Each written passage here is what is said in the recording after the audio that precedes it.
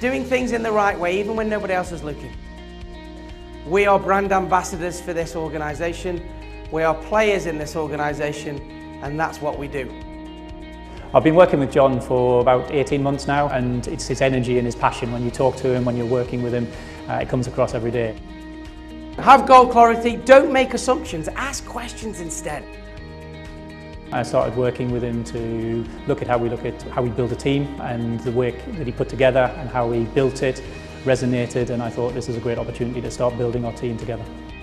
He's applied specialist things that we're using, or vocabulary or language. He's worked with me over the course of the last 4 months to put together and to integrate what we're working on and how it all fits within our entire strategy. So it's personalised to us, the language belongs to us, and he's using the techniques that he's using with other people, but building them in and making it part of our culture. It's like your car as a system, okay? If you take, it's a no-brainer question, I know. If you take your battery out of your car, does it go? No. Okay? If you push it, yeah. yeah. If you push it, yeah. But it can be more subtle than that. If you've got a team and there is a blatant battery missing, i.e. somebody isn't doing what they should be doing, you can spot it a mile away. But you still might have a car, but your indicator bulb stops working. Okay? Will the car still run?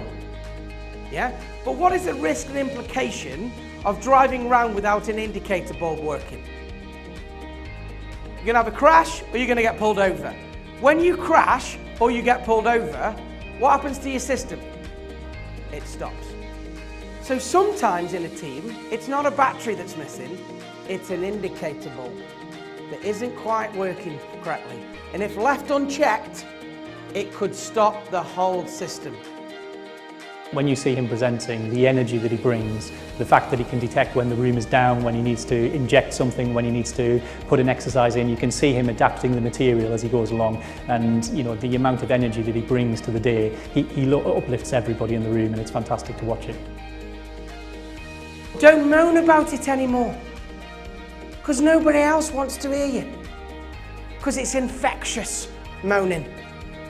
But so's inspiration, so's motivation, so's support, that's infectious as well.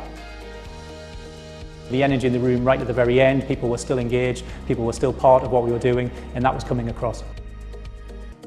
If we value our employees, if we give them education and development and things like this, if we let them speak and ask for their ideas, if we pay them the going rate, if we give them incentives, if we reward them for doing things like your rewards evening this evening, if we do that, we make people feel good. And if people feel good, guess what?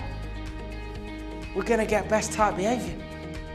You have to look at what you want to achieve in your business and where it sits. For us, we see being part of this team dynamic and building a high-performing team as being a critical part of our success, and that's why it works for us. And I think ultimately, if you're thinking about it, you have to sit down, talk to John, and discuss how you think he can add benefit to your business. How often do we do what we've always done and get what we've always got? You have to have a vision, you have to know where you want to go, and then you have to understand how he can be part of taking your team on that journey.